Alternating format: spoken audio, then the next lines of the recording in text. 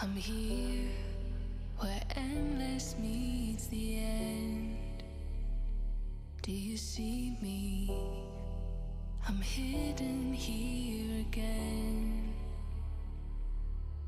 Your whispers found its way, calling me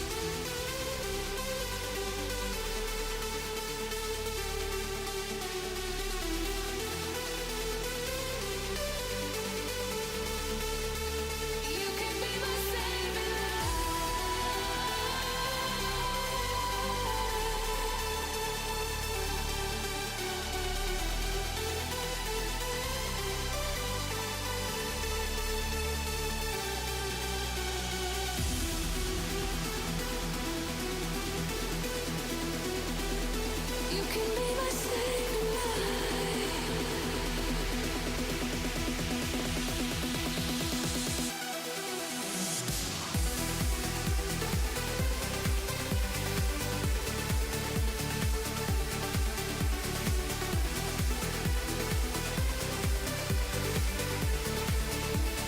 You can be my saving light.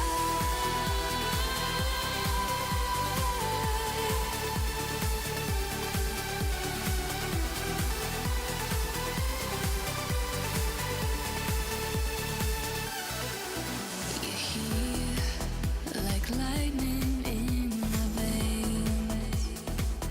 Now they see me, and they'll never be the same.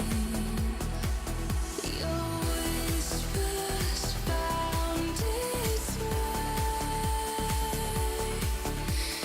calling me to stay.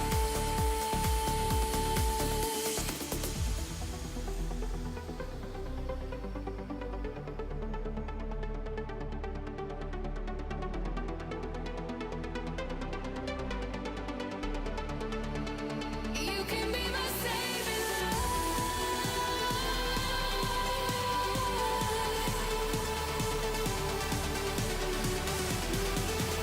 Keep testing, testing, testing.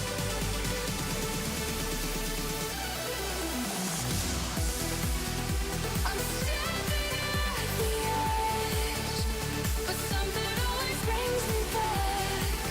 All the voices in my head reminding me of what I had. If I fall tonight, you can bring me back to life. If I fall tonight.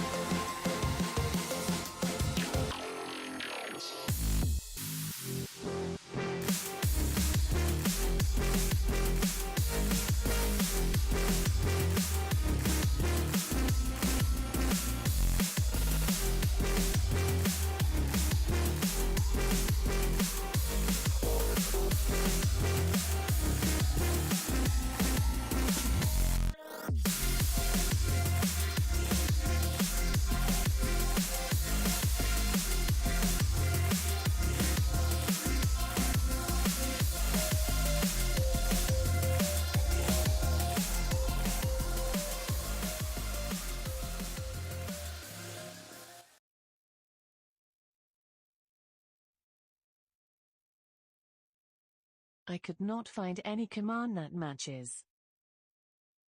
I am sorry, but I did not understand that. Please respond with yes or no if you want me to create a command for the phrase, a. Okay, So, please try again to invoke a command that you have already defined. yeah, so Alexa's not working for me again, as usual.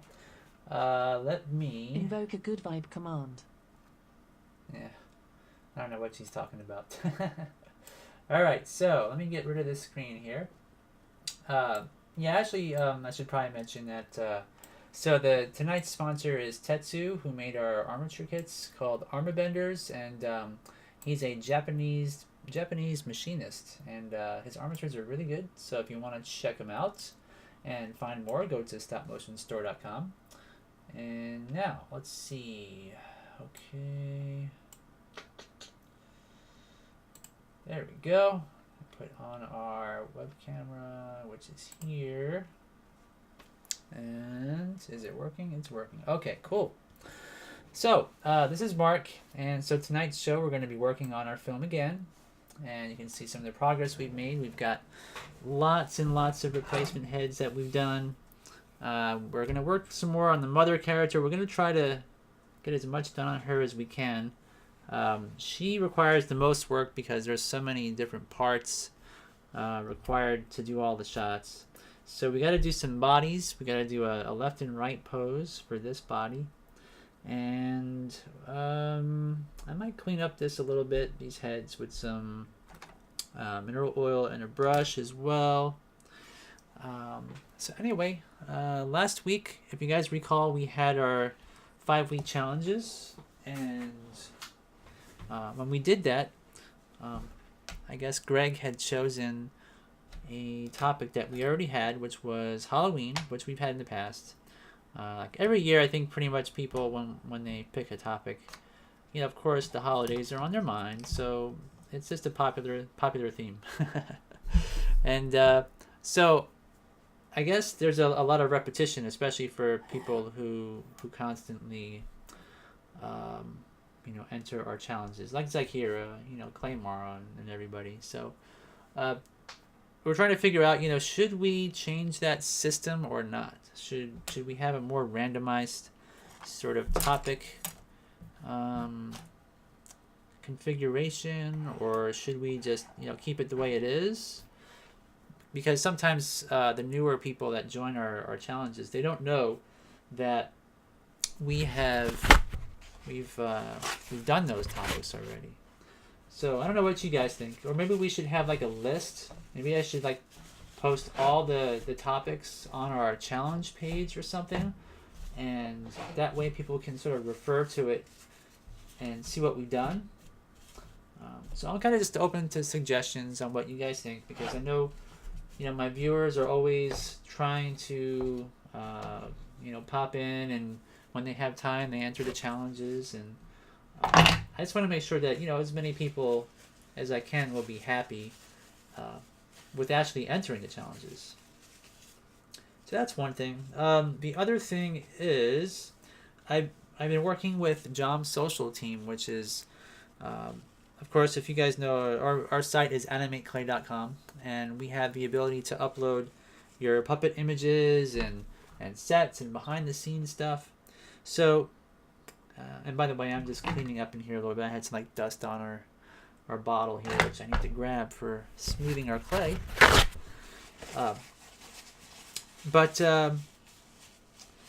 So if you guys visit our page, some people are able to upload pictures easily to our site and videos, and it seems that there has been a problem where people haven't been able to upload images. It's only certain people, and so I'm trying to solve that problem. I can't reproduce the problem myself. I don't have problems uploading images, but if anybody out there does have problems, what I've done is I've disabled the caching system on our site. It seems that the cache system that we have had sort of stored like 30,000 different incidences of our pages. over time. And I realized that, and it's a lot of files, and we have a file limitation on our server. So I think that the caching system kind of broke everything. I'm not 100% sure about that, but that's kind of how it seems. And I think that might have stopped the ability of some people to upload images, but again, I wasn't able to reproduce that, so I can't really prove that that's the case. But if anybody out there has had any problems with uploading pictures, if you could retry and then let me know, what happens and if that works out for you or not. The company that makes the social network part of our site, and we pay them to sort of download it and install it on our Joomla webpage. They can't, or it seems like they don't have any way to know how to fix it when they can't run into the same problem themselves. And so it seems like everything is configured properly on our webpage, but I don't really know. But I'm really trying my best to fix that for you guys, so you won't have any problems. So for those who have had the problem, like I say, if you can just test it out and sort of let me know if you still have that problem or not. If the caching system solution worked, then I'll know that I fixed it. But if not, I actually have a pretty limited amount of time to work with the company, because my subscription to them, it ends in I think it's about 5 more days or something like that. So after that, I'll have to pay a lot of money again, just so that I can get them to try and fix things. It's kind of a strange system, but that's how they make their money, and they kind of limit their ability to give you tech support. And so, yeah, I don't know. All right, so let's see. So Janet says, yes, do list or do next edition of topics like remake sequel. And Randy says, I think a list of the past challenge topics is a good idea, and maybe you could post a list of new choices for future challenges that the winner could choose from. It's a good idea. Some kind of random topics, which would probably be fun to animate. I wonder if we should even do something like that and then break it down where we have like a suspense list, a horror list, a comedy list, like different topics under different sorts of themes. Yeah, maybe we could do something like that so that it's kind of like, people get a... Because if we're making, different films, you never know what sort of film you might want to make. And some people are inclined to do funny stuff. Some people like the really dark, Jan Spankmeyer sort of, or Brothers Quay style stuff.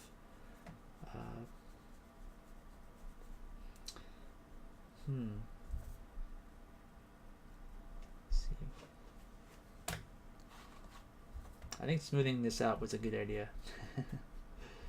It was a little bit too rough before.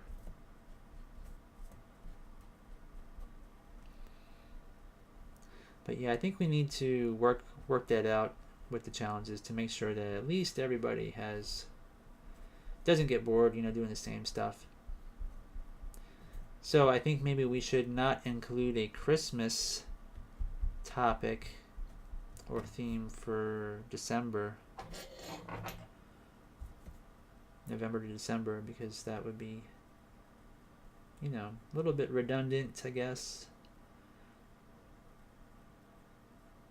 Although there have been some pretty good ones that have been done for the holidays, some really good entries.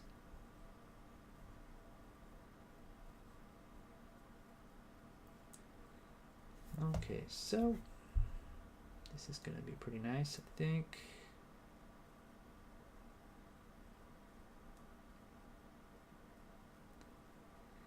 Yeah, it's going to be busy for me for sure this year with sculpting. I got this commission to do, a couple of commissions. One, just a celebrity sculpture, and then another is 5 celebrities from the 1960s Batman TV show. So I'm going to be sculpting a lot, but it's going to be mostly digital, and this is going to be one of my only real creative outlets outside of working on a computer, working on this film. So I don't know how much longer it's going to take, but hopefully this will be maybe done in how much more do I have to do? It's going to take a while.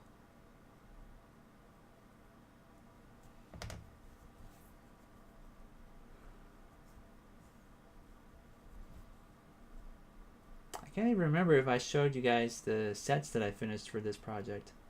I guess I may have early on when I was doing these character designs, but let's see. Put her head in there. That was pretty good. So there is her head. See if we can get that in focus.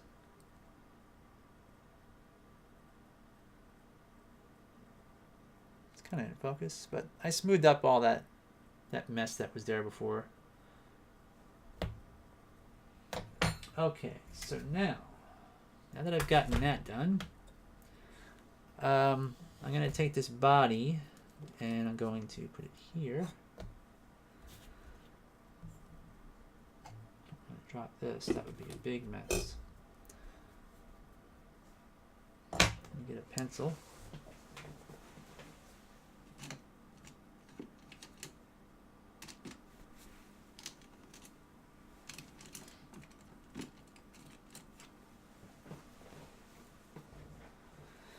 And CB says, I feel like that limits the options a bit.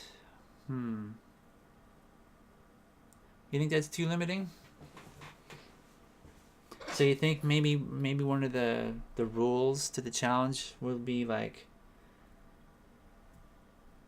you know, you gotta pick something other than what we've already done.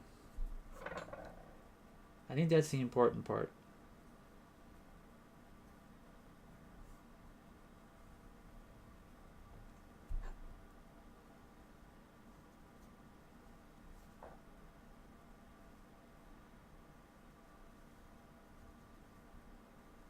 I remember at one time I thought that we could use like a random idea generator that was on the internet. There's like this one web page where they just pick a random topic from off the internet. It could be anything, you know. But it was so random that it was no fun because it was stuff that you would never normally even think about, you know, like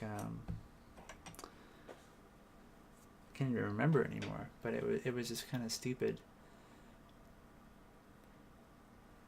So Wing Tripod, or Wing It Productions, sorry, says, I'm doing a Star Wars parody with clay.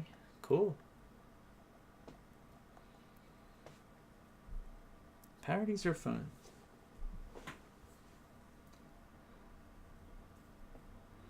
Okay, so I want to do a left and right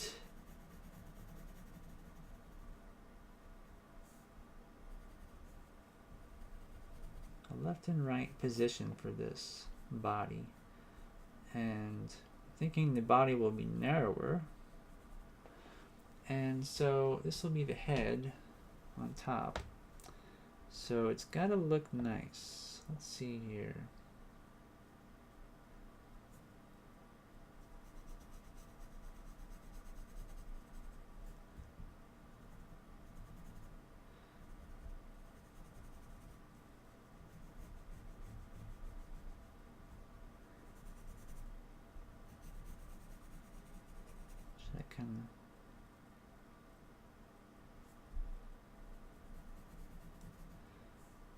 Trying to think how I want this to look. I think the back having a slight arch will help to show the direction she's standing in.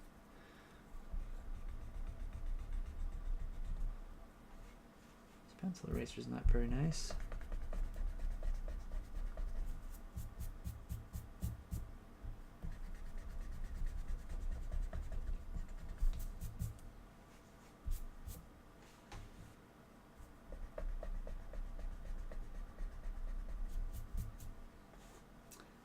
So I think having kind of a curve. This here would be sort of like a foot. And then she's going to have something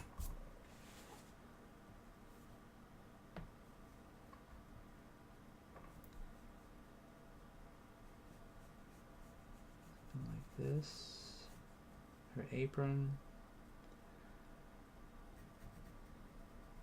Maybe her apron will, let's see.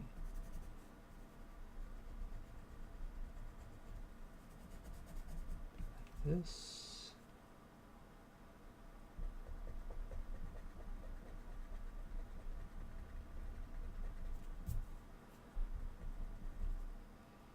I wonder why sometimes pencil erasers just kind of smear instead of actually erasing your pencil lines. Maybe the oil from the clay got on there or something.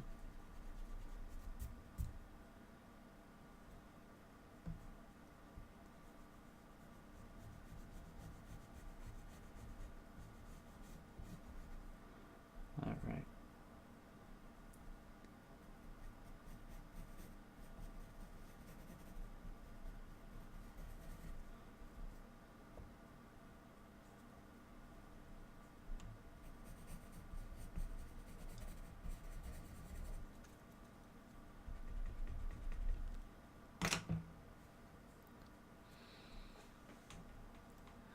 Oh, you haven't seen Rogue One yet? Wow.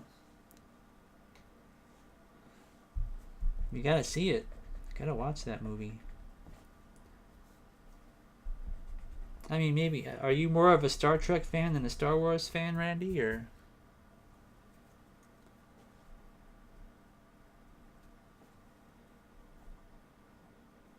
Oops. I should not attach these until I'm ready to animate.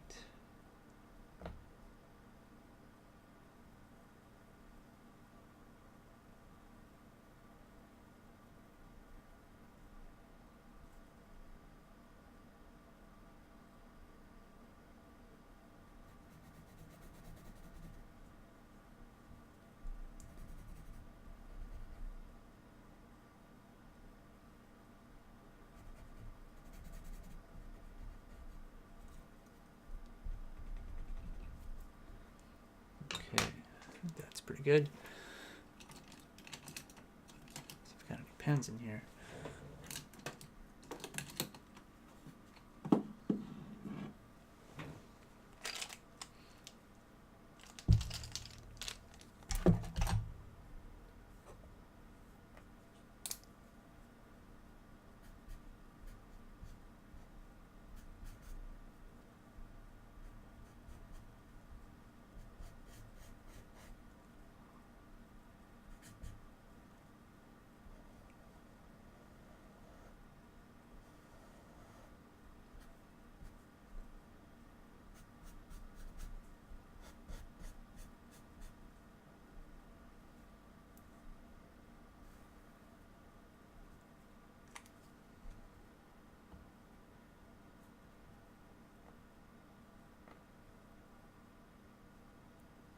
Okay, so let's see if this looks right.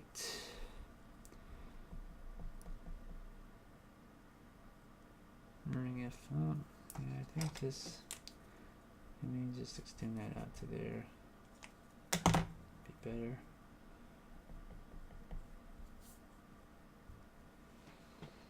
So front view and side view, something like that.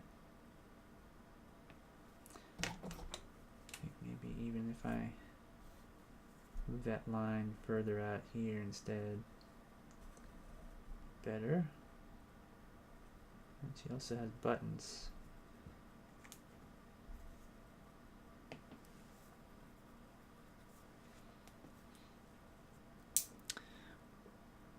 So Randy says there must be 1,000 movies I want to see and haven't gotten around to. And I love both Star Wars and Trek, but I always find better things to do like animate. Currently working on a new film. Right now I'm designing a beach. My character has been floating in the ocean for a while and has to wash up on an island. Cool. That sounds kind of fun. It's not a Tom Hanks parody, is it? What was that film that he was in? Like Castaway or something like that? Is it Castaway?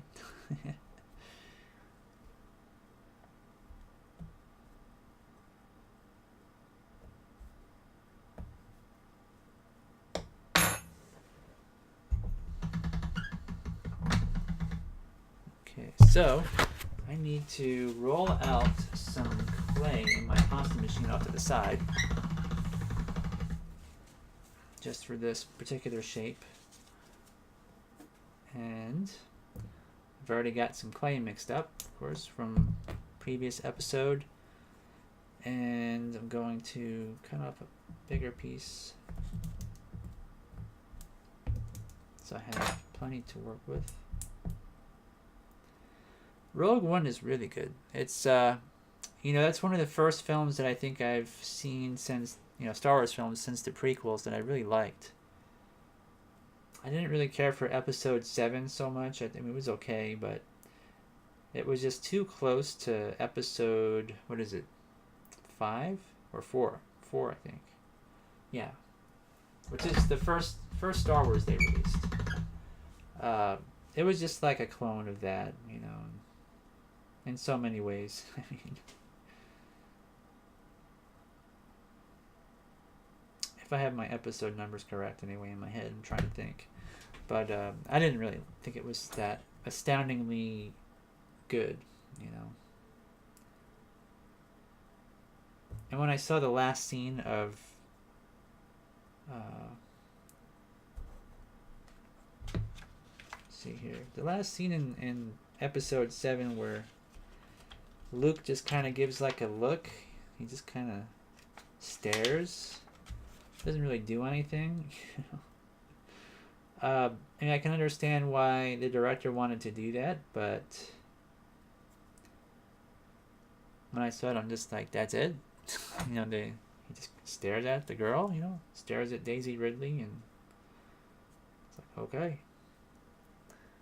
So maybe the word anticlimactic would be the best word for that film. But I liked Rogue One. I thought that was really good. Ah, okay. It's not Castaway. Yep. That's what I was thinking when you said that. I'm like, there has to be at least one Castaway pun in there, right? Like maybe a soccer ball or something. Wasn't it FedEx that he worked for or whatever? Have a FedEx package kind of wash up with him or something. Jar Jar Abrams. Is that what you call him? Jar Jar Abrams? Wing It Productions says Jar Jar Abrams killed both franchises for me. Well,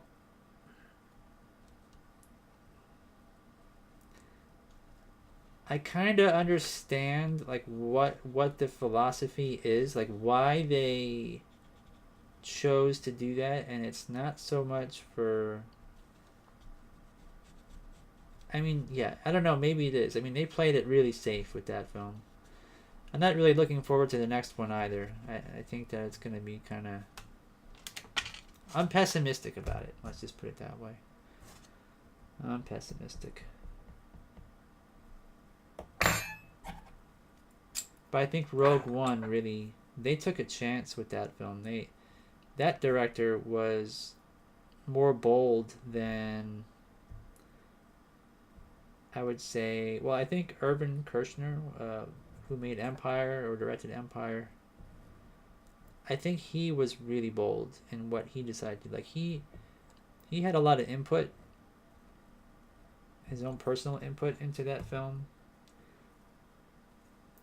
And he was a good storyteller. And, of course, they didn't know that Star Wars was going to be a big hit, and it was kind of uncharted territory, and you could kind of make stuff up as you went along. And I think he probably had more freedom as a director than almost any of them, and he was experienced. In fact, Irvin Kershner, I believe, was someone that taught George Lucas how to make films in film school. If I'm not wrong on that, I'm pretty sure that's the way it worked.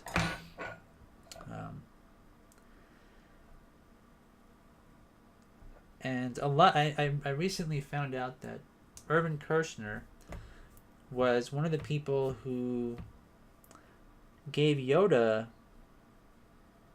his like spirituality with the Force and all that kind of stuff, because according to what I read, Yoda was a really simple character, and in terms of his philosophy and everything.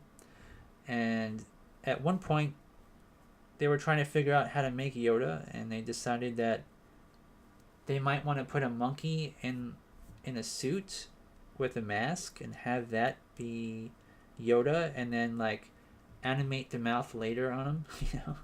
They had all these crazy ideas, and then there was another idea that Yoda would be bigger than anyone, so he'd be like a giant.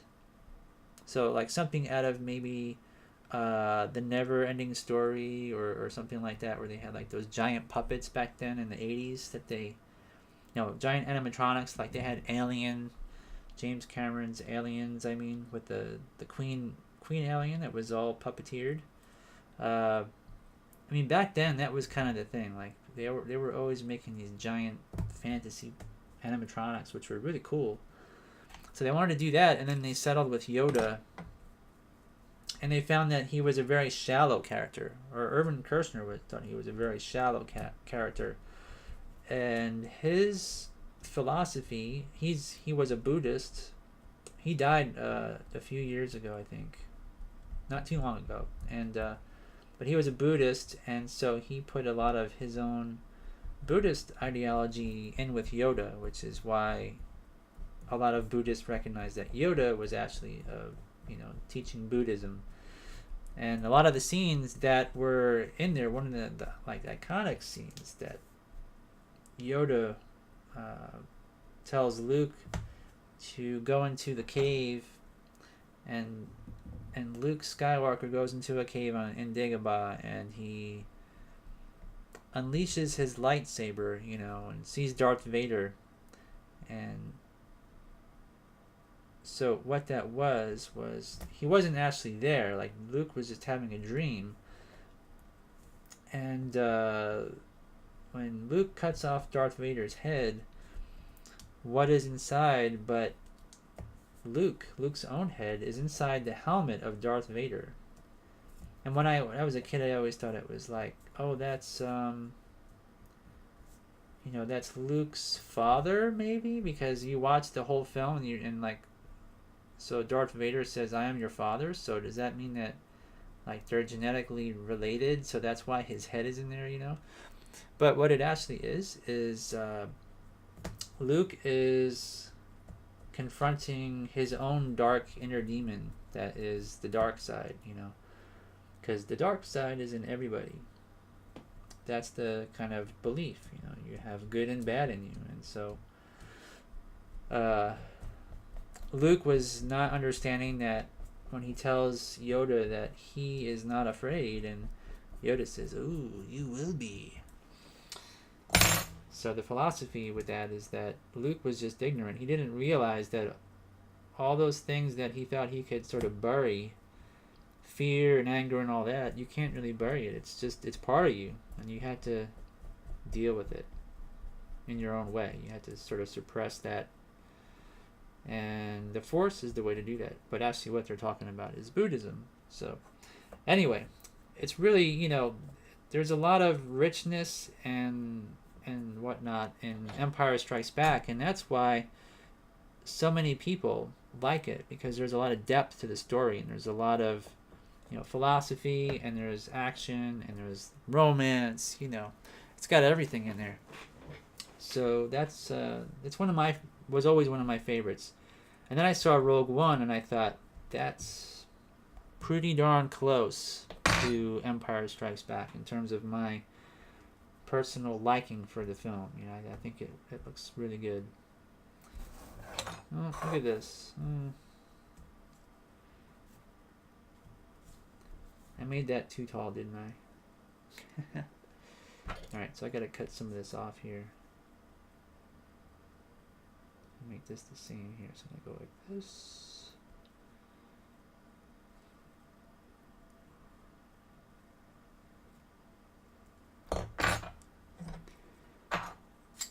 But yeah, I like the Star Wars universe, but I think that when you get kind of, because they're trying to cater towards kids, it's like supposed to be a kid's film, and then there's the grown-up side, and trying to balance that. I think if you're a filmmaker, you're kind of, damned if you do, damned if you don't. If you take the film in a direction that's too much for kids, the adults will despise you, and then if you get too, if you don't have like some sort of outlet for the kids, like C-3PO and R2-D2 were, of course, things that little kids could more or less relate to. And I think that's why Lucas decided to put Jar Jar Binks in his film, because they want to cater to the kids and have somebody that you can laugh at and is silly and all that kind of stuff. And then you have like the serious Jedis or whatever, and the philosophy and stuff that's catchy for adults. But when I was a kid, I thought Empire was really good, and I just didn't understand everything, but I thought it was fun to watch just for the adventure and whatnot. So I guess everybody has their own aspect that they like in the film that they see.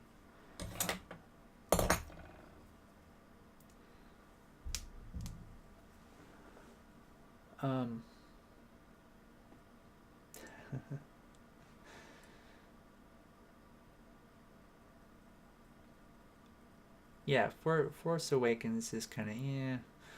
So, Badminton says, I like the animation in Box Trolls better than Kubo. Yeah, Box Trolls is pretty darn good in terms of animation. I like, their armatures, the way that they designed those was, they could kind of squish the bodies of the trolls, inside the box. And Kubo, Kubo.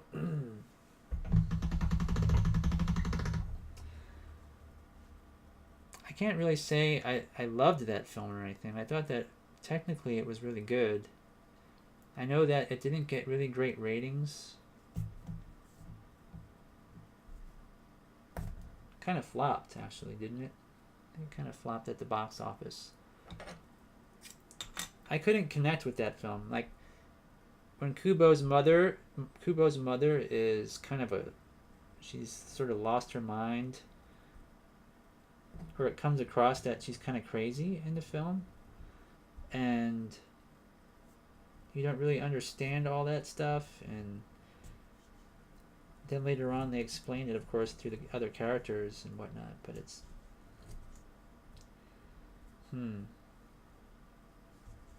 I don't know, I just didn't connect with it. And it's meant for kids too, like it's more or less a kids film.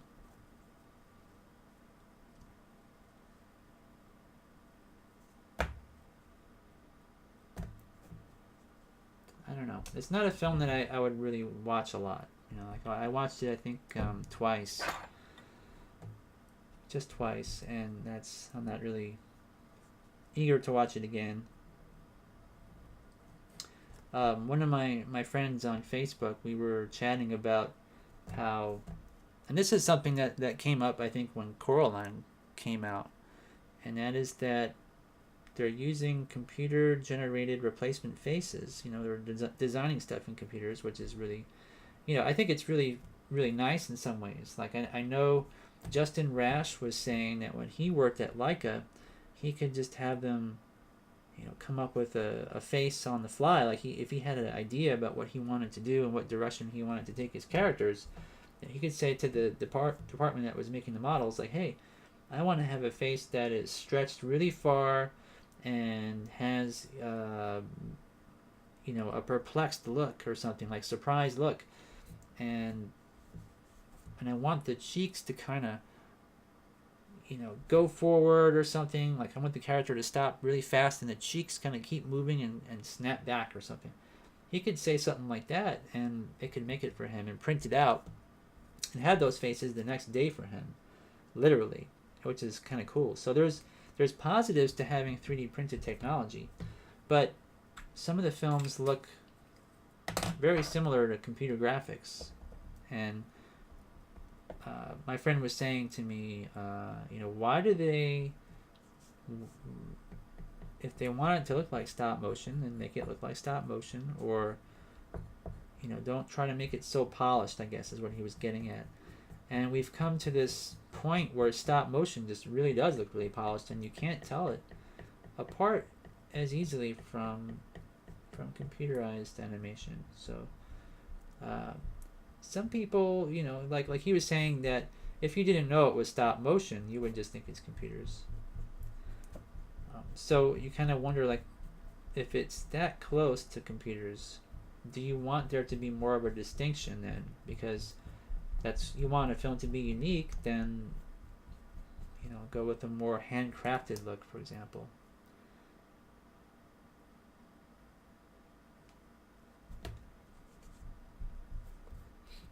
But I mean, that's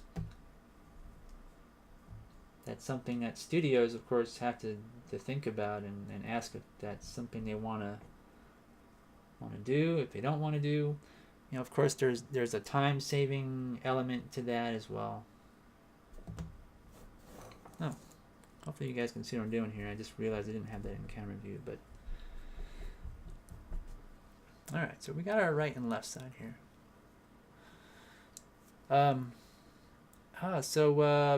Wingit Production says the new Aardman film is looking weak. Are you talking about that early Man? I think they call it. It's like the caveman film. I only saw a brief snippet of that. I haven't seen any sort of trailers or anything that are really long yet. It's pretty short what they released. Ken says, I really liked Kubo. I think it's my favorite out of all the Leica films. I'm a sucker for fantasy. And so Segundo says, hi all, the best from Ecuador. Welcome to the show. Badminton says, I don't know, there were some parts in Kubo that seemed a little choppy, but I think it was just the animation style. And Serenity says, I haven't seen Box Trolls, and Kubo was spectacular technically, but the story didn't so much for me. And Janet says, I wish they do movies about Sith and women Sith, like the trailer game Old Republic, because we had Princess, General, Senator, Rebel, Jedi. So a Sith female character.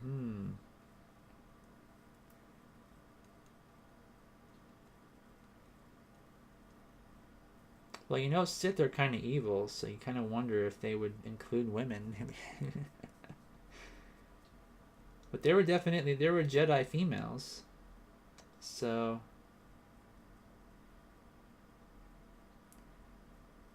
where does that tell you? I think that Sith are they misogynist or whatever? Maybe they just kill their women because that's what they would do. They're just evil people. I don't know.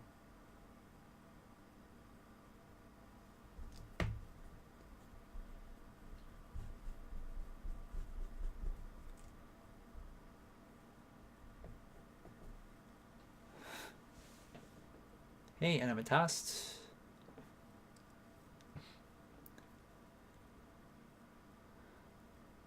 And Badminton says, that's why I like Fantastic Mr. Fox and Isle of Dogs.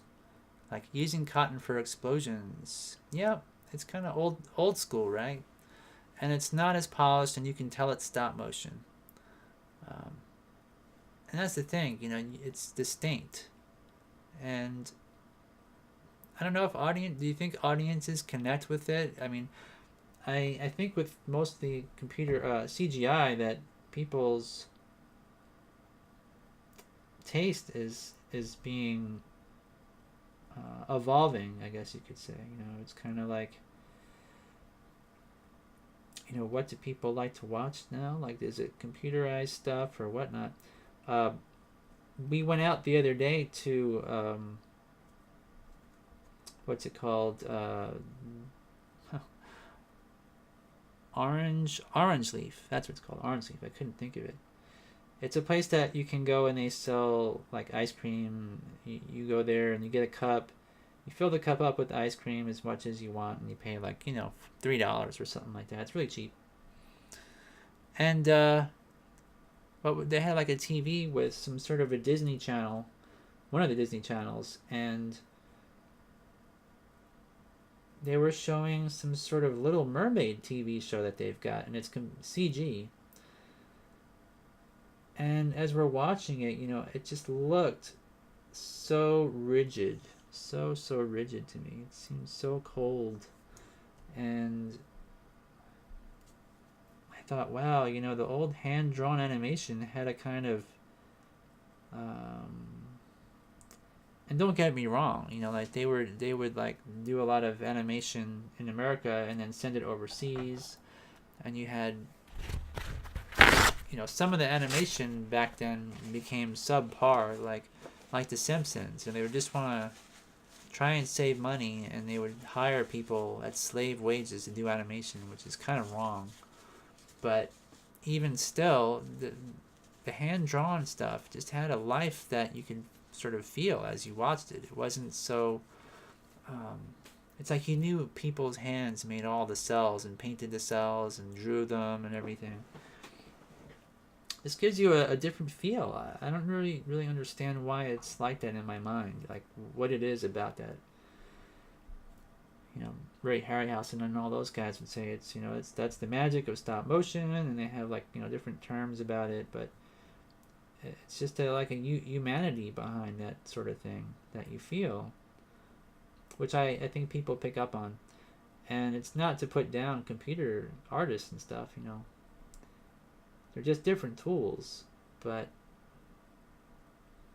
the different tools give different results.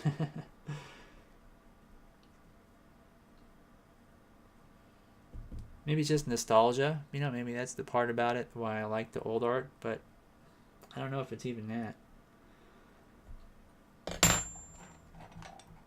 And it's not really like wanting to go backwards in time, like not to progress or anything. It's just kind of what is pleasing, like aesthetically pleasing.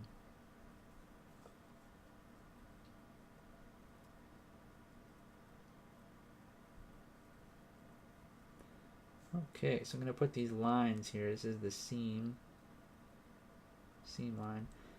And I'm using this tool because it makes a nice rounded little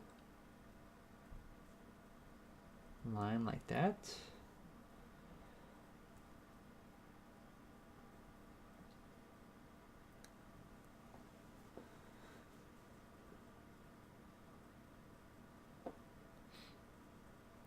And Badminton says, I think kids would not like it.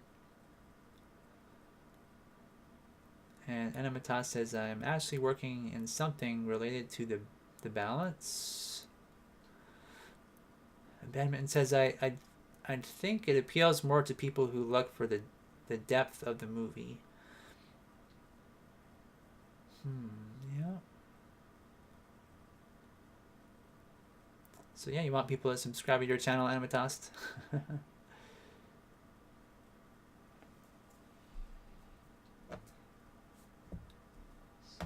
Yep, I saw some of your animation, your newer stuff. Seemed pretty interesting. Alright, so now what I need to do is I need to make these different elements. Got some buttons, we've got like a little belt. Maybe I should even put like a knot in the back here where she ties that off.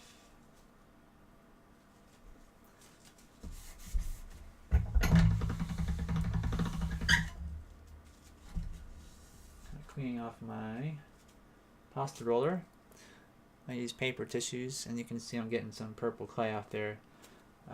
I'm going to be putting through some gray clay for her apron, so I don't want the two colors to mix.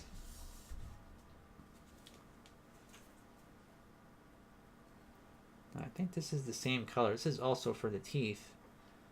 So I wonder if I have any more. Let's see.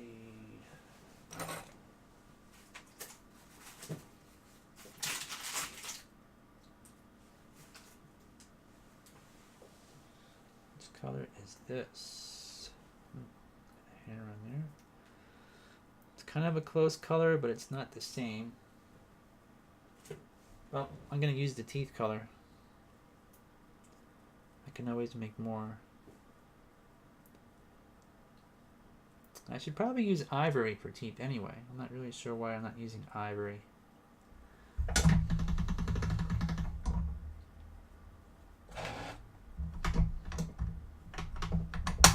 Ivory is kind of like the go-to color for teeth.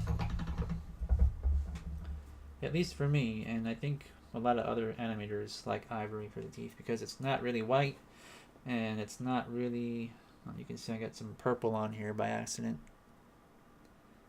So I'll use that side. But ivory is really good for trying to get hair. Trying to do teeth so they don't look like they're too bright, too dark.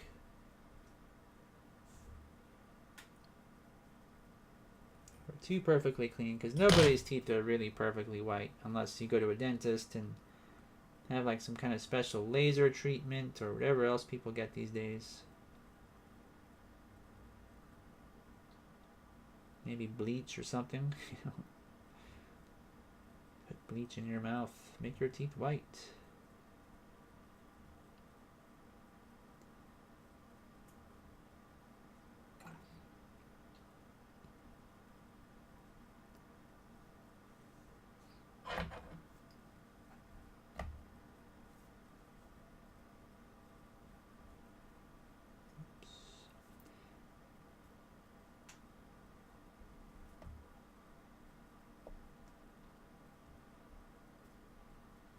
Okay, got that. This might be just a little bit too fat, but I guess that's okay because it gives it some depth. Cast a little shadow maybe on when the lights are shining on it. So do another little strip.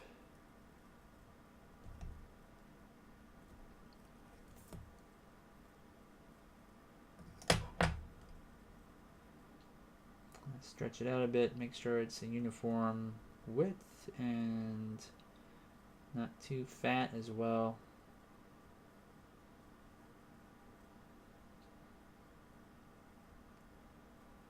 It's kind of like making a cupcake decoration or something with clay. My wife is always asking me, like, if she ever has any sort of intricate cake design that she wants to make, she's always like, honey, can you make little trees for my cake, please? Or one year we did a Minecraft themed cake for my son. I guess it was his maybe 6th birthday or so. So we got like jello and stuff, like blue jello for the water, you know. Green icing and brown cake, and we like cut up in little cubes everything, or I did, but it was fun.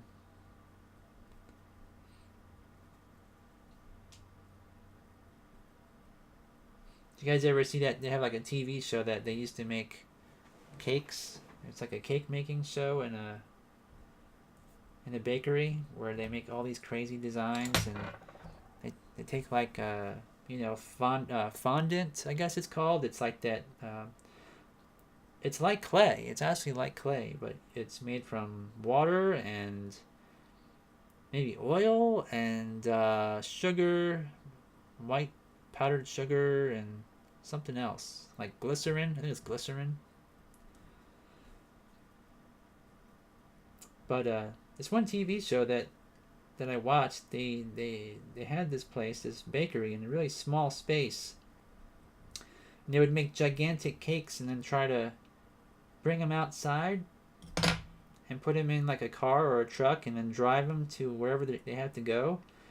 and it was so precarious. They would have all this stuff intricately made, trying to take it down a flight of stairs, you know, to the back of a truck. A lot of times they would, like, you know, drop parts, or like parts would break off their cake and everything, and they'd have to fix it on the fly. And it was really similar to just, you know, regular sculpting like this. It's kind of cool. Alright, so there's the front of the apron from this angle.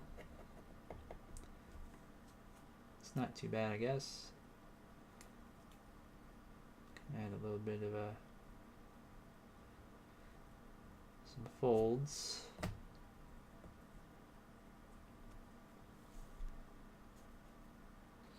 Oh, Cake Boss. There you go. It's been years since I watched it. I don't really watch a lot of TV.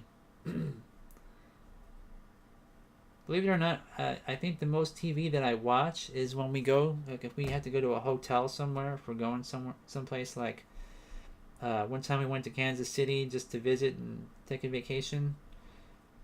And in the hotel room, you know, we'll watch the TV.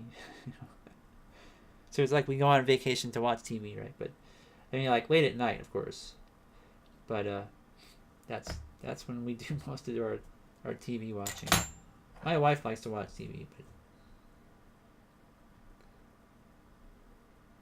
I find most of that stuff kind of boring. What's on there, like sitcoms and all that kind of thing.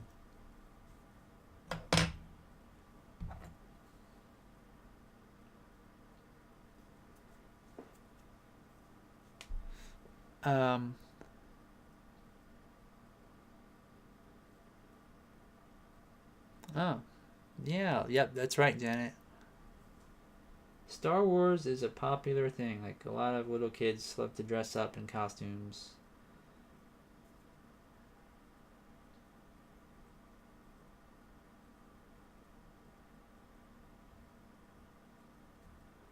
So here is the apron from this angle. Again, I'm just gonna add a little bit of detail. So it seems like there's some little folds or creases, you know, or wrinkles, whatever you want to call them.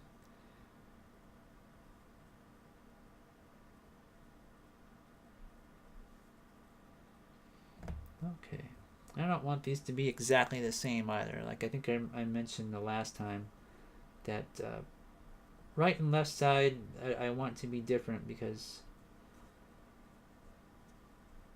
I don't want it to seem mechanical. A lot of stuff I do in computerized sculpting, it seems kind of mechanical because the faces I sculpt are sculpted using a what they call mirroring, which is you choose one side to sculpt one side of a face, and then the other side is automatically sculpted.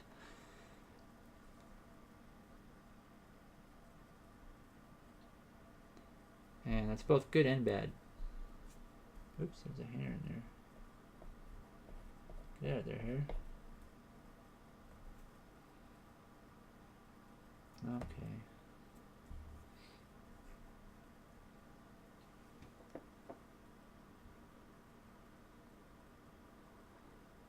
And then the last two buttons.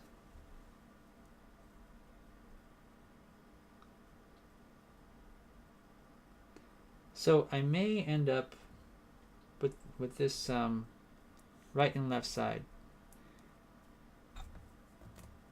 I do need to come up with some sort of a walk cycle with this, and I may need to do it on two different scales. So I've got, this is the full scale version.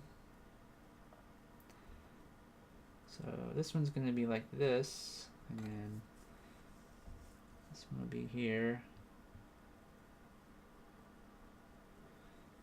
with this head, this position, like that. And when she walks, I want to have sort of like her body kind of do a little bit of an up and down motion. So what I'm probably going to end up doing is like maybe animating this with on 2s, maybe I'll do 3 separate body positions. One that's a little bit lower. And then I could, if I want to, I could even cheat it where I could do 2 body positions and then have the head kind of go like this as she's walking, so it seems like her legs are going up and down. I mean, something like that even would work, you know, as long as she had some kind of motion down in the lower body. I could even cut this off here where this line is. Oops. I could cut it off and just have these be replacements from here down. I think I might actually do that. It'll save me some time because I don't have to resculpt the whole upper body, and trying to get that to look natural will be kind of hard. So I think in combination with the head going up and down and a few different replacements here which sort of show her feet kind of pushing her dress outwards, I think that's what I'm going to do. Let's see here.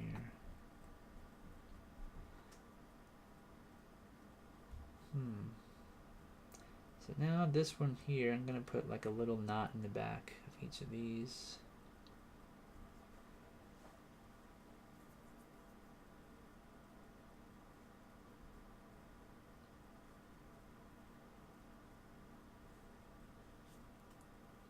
So it looks like she's tied something here, like a little knot. Put string.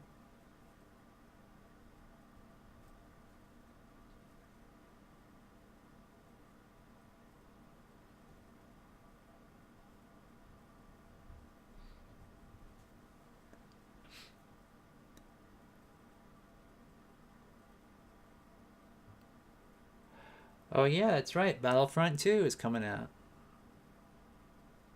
Yeah, did you see that video where they on Tested on YouTube? I don't know if you guys watch Tested. It's a pretty cool YouTube channel. They made like a stormtrooper helmet for her that was evidently really accurate to what she had in the game. In the game, they didn't give her a helmet. They just computerized everything. So she didn't have a real physical helmet, and they made her one. And she was so happy. It was really funny to watch. Not funny, but you know. You felt like laughing, but you also felt happy that she was so happy because it was really obvious that she was really grateful to them for that. Yeah, I posted it on my Facebook wall a long time ago, but unless you're my friend, you'll have to probably search for it, of course, on YouTube. Okay, so before I go, because time is up, I'm going to write here, cut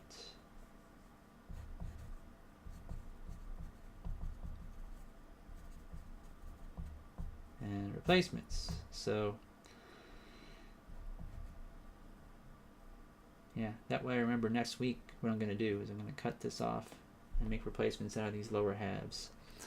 Okay, so anyways, that does conclude our show again for this week.